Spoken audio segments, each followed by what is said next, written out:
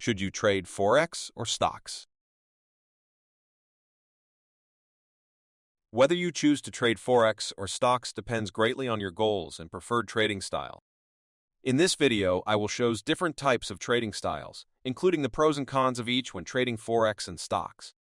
Short-term trader, a trading style where the trader looks to open and close trades within minutes, taking advantage of small price movements. Traders can focus more on volatility and less on fundamental variables that move the market. As a result of placing more trades, beginner traders may lose more money if their strategy isn't fine-tuned.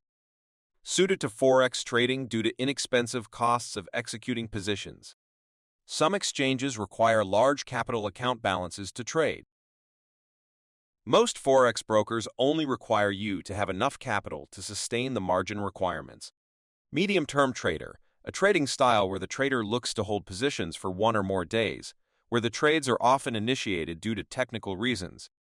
Lower capital requirements compared with other styles because a trader is looking for larger moves. Trades must be accompanied with analysis, which may take time. Suited to trading Forex and stocks. Long-term trader, a trading style where a trader looks to hold positions for months or years, often basing decisions on long-term fundamental factors. Traders do not have to spend as much time analyzing. Large capital requirements required to cover volatile movements. Suited more to stock trading because the Forex market tends to vary in direction more than stocks.